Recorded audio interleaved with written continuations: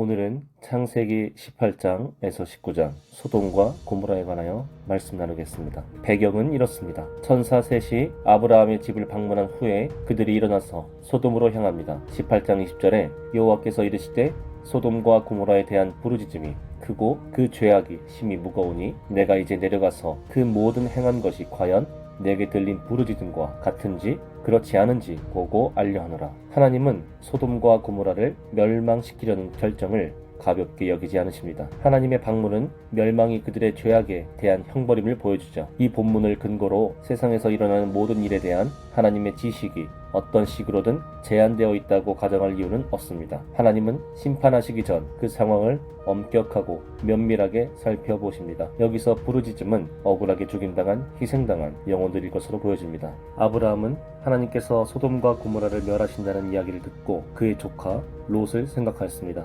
롯은 소돔에 거하고 있었던 아브라함의 친척이죠. 이에 아브라함은 소돔에 거주하고 있을 의인들의 운명에 관하여 하나님께 질문합니다.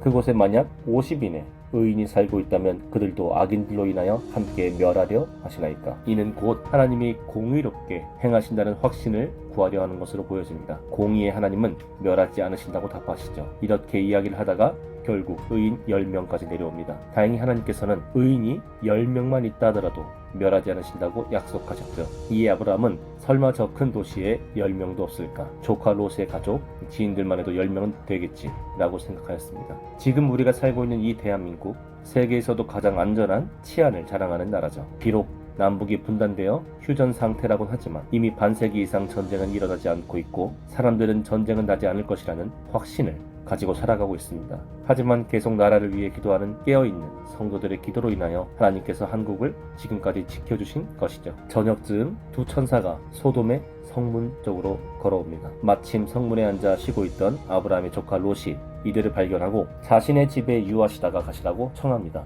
하지만 천사들은 아니다, 우리가 길거리에서 밤을 샐 것이다 라고 합니다. 이는 친히 거리를 돌아다니며 이 소돔의 죄악의 실상을 파악하려 하는 것으로 보여집니다. 하지만 이들이 천사인 줄 몰랐던 롯은 각종 죄악이 난무한 이곳에서 이들을 구원하기 위하였던 것입니다. 하지만 소돔 사람들은 어찌 알았는지 원근 각처에서 롯의 집으로 모여듭니다. 그리고 방금 너희 집에 들어간 자들을 내놓으라고 합니다. 우리가 상관하리라 라고 하죠. 천사는 영이지만 대부분 남성, 성을 띠고 있었습니다. 곧 소돔인들은 아름답게 생긴 천사들을 보고 그들과 동성애를 나누려고 하였던 것이죠. 소돔이 얼마나 동성애란 죄에 빠져 있는지를 알 수 있는 대목입니다. 영어로 소돔이는 남색이라는 뜻을 띠고 있습니다.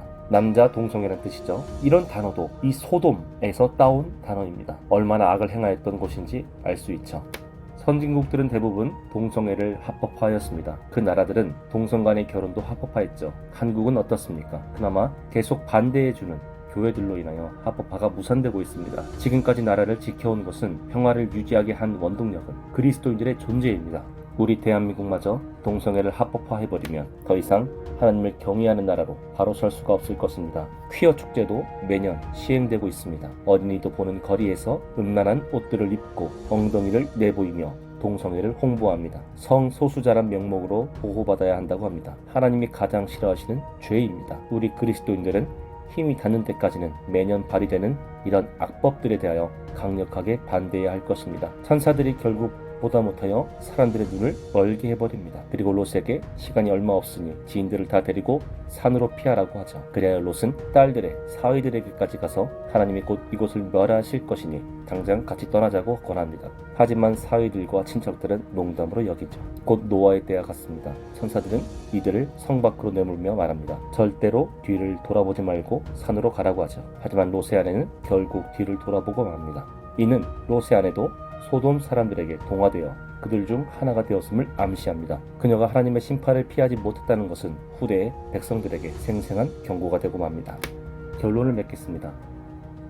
노아가 방주에 들어가던 날까지 사람들이 먹고 마시고 장가들고 시집가더니 홍수가 나서 저희를 다 멸하였으며 또 롯의 때와 같으리니 사람들이 먹고 마시고 사고 팔고 심고 집을 짓더니 롯이 소돔에서 나가던 날에 하늘로서 불과 유황이 비오듯 하여 저희를 멸하였느니라. 인자에 나타나는 날에도 이러하리라. 그 날에 만일 사람이 지붕 위에 있고 그 세간이 집 안에 있으면 그것을 가지러 내려오지 말 것이요 밭에 있는 자도 이와 같이 뒤로 돌이키지 말 것이니라. 롯의 처를 생각하라. 누가복음 17장 27절로 32절. 성경은 분명히 알려주고 있습니다. 예수님의 다시 오실 때를 많은 이들이 도적과 같이 아무도 모를 때 갑자기 오신다고 합니다. 하지만 성경은 분명히 말하고 있습니다. 롯이 소돔에서 나가던 날에 소돔을 멸하셨듯이 예수님께서도 다시 오실 때를 알려주십니다.